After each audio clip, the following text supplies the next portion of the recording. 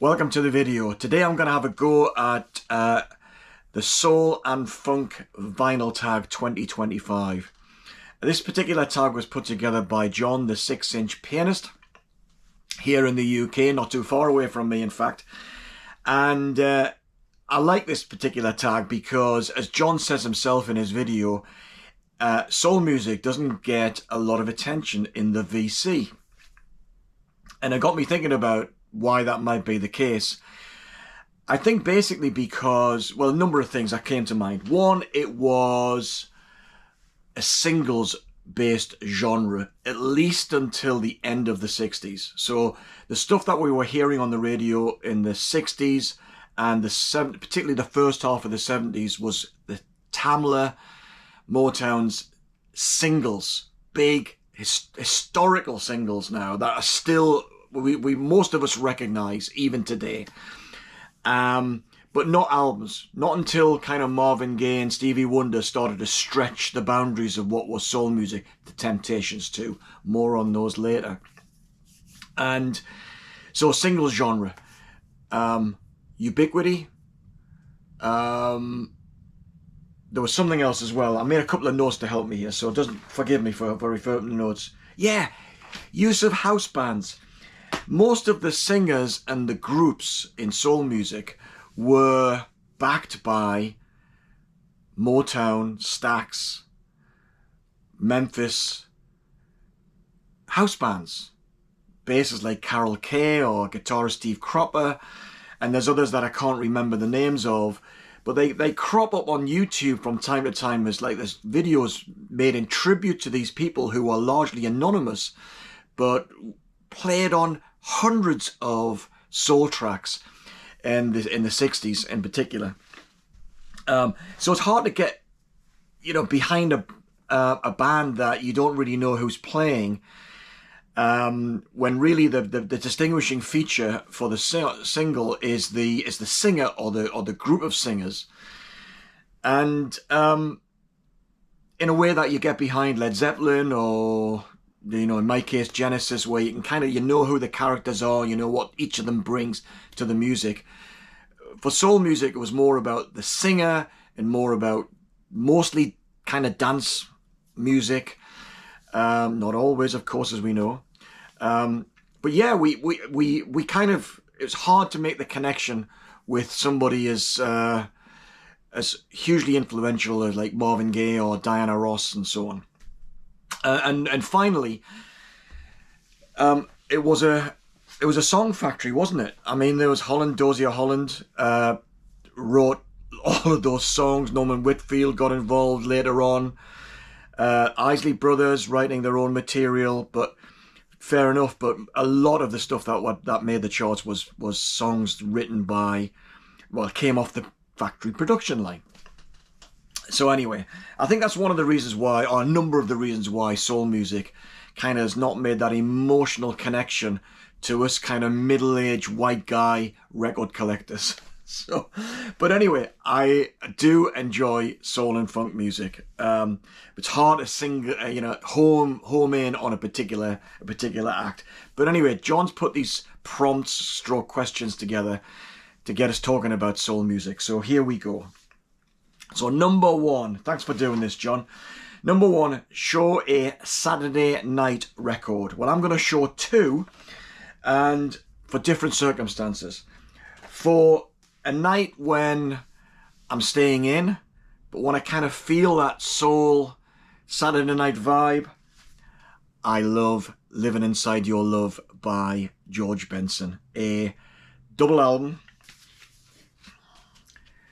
This is kind of a little bit of a crossover album for George. There were still remnants of his jazz guitar playing on this album, but some brilliant songwriting too. So what do we know from here? Well, we got Unchained Melody, the title track, Hey Girl, A Change Is Gonna Come. Anyway, I love this. That's my staying in record for Saturday night. My going out one from my nightclub years is George Again and Gimme the Night. This is just like Michael Jackson. This is the formidable kind of songwriting and production kind of duo of Rod Temperton and Quincy Jones all over this album. But George, instead of George singing with those kind of vocal tics that we all know from like Off the Wall and Thriller, this is George's creamy guitar and beautifully controlled creamy voice. So yeah, that's my going out record. Yeah, just like, as I say, my nightclub years from back in the day. Right, question 2. Prompt number 2 is show a Sunday morning record. I'm going to cheat here again. I've got 2. First one is Easy on a Sunday Morning by the Commodores from the album Zoom from 1977. And this is notable also for having the formidable Brick House on it as well, which was a nightclub floor filler when I was doing my club visits.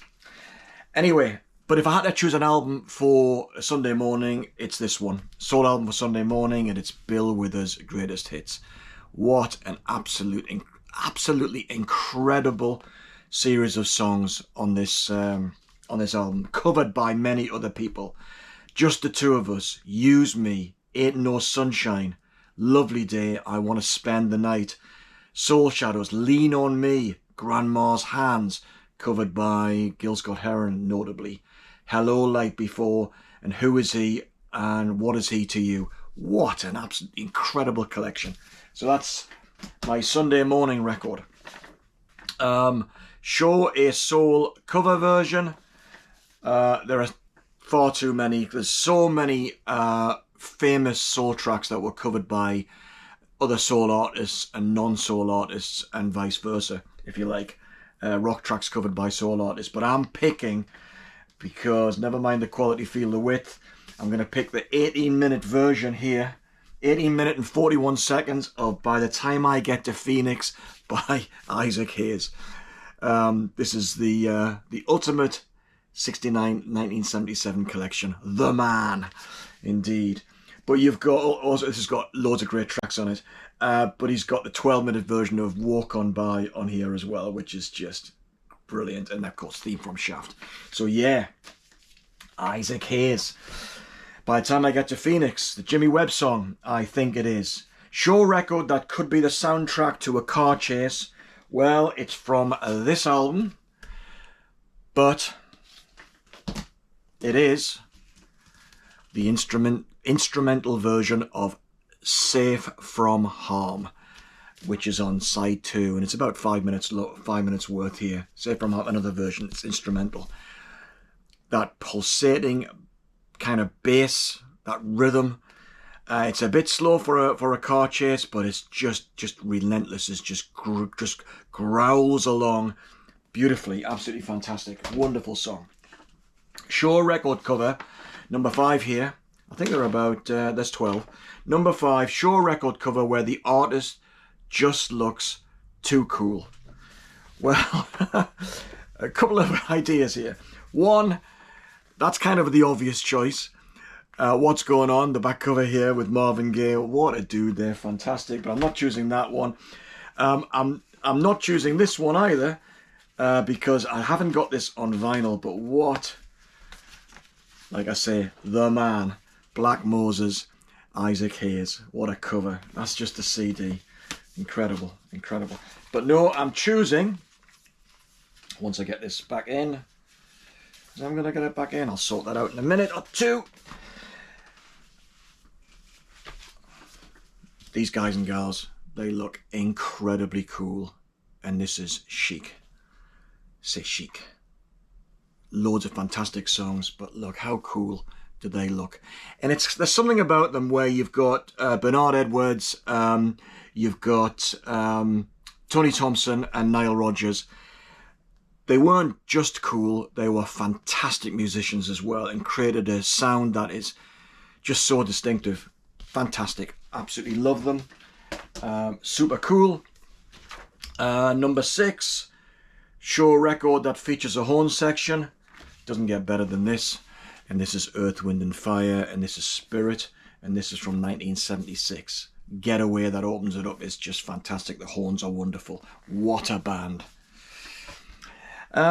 Sure, a soul record by a white artist. Now, I think this is a soul album, Dusty in Memphis, but that's not the one I'm going to choose, because I'm going to choose this one that came out 2006 or something, 2008, and it's Shelby Lynne and Just a Little Lovin', and it's inspired by Dusty Springfield.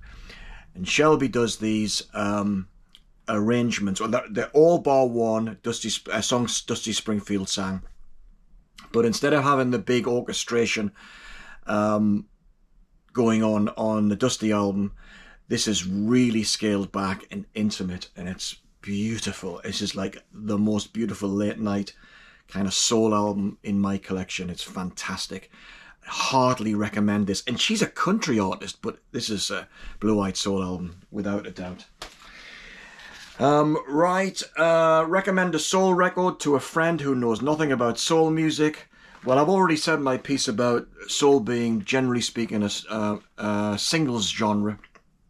But in the late 60s and early 70s, it branched out into more expanded conceptual type works in the album format. And this is the one that I picked up in the late 70s, because I remember the single edit back in the day being played on the radio, and I absolutely loved it. It's so incredible. And that is All Directions by The Temptations. What a fantastic album. What's the track? Papa Was a Rolling Stone. And this is 11 minutes and 45 seconds with just an incredible bass line and those kind of keening strings, that sharp string section that plays throughout, with all the band members having a go at singing a verse, but it's absolutely incredible. Social commentary, but beautiful at the same time. Brilliant album at a phase in the Temptations' career that is unsurpassed. Fantastic. So if you like extended albums and you want to dip your toe into soul music, if you're not that familiar, man, that period, the psychedelic period of the Temptations is incredible. A soul record that's been sampled, and I had to look this up because I don't take an interest in samples. I'm not interested in kind of musical archaeology in that respect. So I had to look this up, and a great big list. There's a track that jumped out that I own that has a sample from a famous soul track, and that is Portishead Dummy, and the track is The Closer, Glory Box, which samples, it's that man again, Ike's Rap number 2, and it samples the strings on it, and it's Glory Box is fantastic. It's beautiful, and of course all those great monologues that Isaac Hayes put together on his albums are just brilliant. Number 10, Show a Record with Sweet Harmonies. Well, this is an album by a band that deploys no musical instruments other than the human voice, and it's the Persuasions and Street Corner Symphony. And I think I picked up on the Persuasions because they backed Joni Mitchell on the double live album Shadows and Light, and obviously on that tour. But yeah, this is brilliant. It's just vocals, but it has a kind of a rhythm that carries it along. It doesn't feel like a novelty where you listen to it for 5 minutes and say, well, that's enough of that. It hangs together really well as an album. It opens up with it's got like kind of two famous medleys in here. The first one is about the Temptations, called the Tempts Jam, which is Don't Look Back, Runaway Child Running Wild, and Cloud 9. And it closes with a medley of He Ain't Heavy, He's My Brother, and You've Got a Friend, Carole King, the latter there. But yeah, that is the Persuasions and Street Corner Symphony. Show Modern Soul record. I plucked this from the collection. I went through a phase where I was hoovering up Sharon Jones and the Dap Kings albums, and this is I Learned the Hard Way. This is, I mean, Sharon looks incredibly cool on here as well. But to be fair, when it's good. This is good. I'd give this a 6 out of 10. When you stack Sharon's vocals up against the best of the 60s and the 70s soul singers, she's not quite got it. But it's kind of a bit of a soul revival that came along in the early 2000s, I think it was. But yeah, it's good. Listened to this just the other day. It's definitely worth getting. And I think finally, getting to the end here, John and everyone. Number 12, pick a soul record for the pub jukebox. Now, I don't know whether you know, but John the 6-inch pianist does he do it live stream? I'm not sure if he live streams it, but he hooks up with Headley. Is it another fat man with... anyway, if you go to John's channel, and I'll put a link to that, you'll find Headley on there as well. And they kind of... they play tracks that they would put money in the jukebox to hear if they were out at the pub. And I think they sit there with a glass of wine or beer as well. And it got me thinking about, well, what track do I not typically hear on the on a jukebox, but it is most definitely a good one, and it chugs along beautifully, and that is Rock Creek Park by the Blackbirds on the Beat Goes Public label. That's the logo down there. I'm not going to take the record out, but Rock Creek Park, opens the album, in fact. There's a bunch of cool guys as well. But yeah, that's what I would put on the jukebox, because nobody ever seems to talk about them. So that's my go at the soul and funk Vinyl Tag 2025. As I say, I'll post a link to John's channel and John's own launch video for this tag. I'm seeing a few people doing it, and it's good to see that soul music's getting some considerable mentions here in the vinyl community. So anyway, that's I've got a whole pile of other vinyl tags to do over the coming days and weeks, and I'll work my way through them. But that was the one I wanted to get done because it does what it's supposed to do. It gets us to share our enthusiasm for particular albums and pieces of music, and thanks for doing it, John. See you on the next video, folks. Bye for now.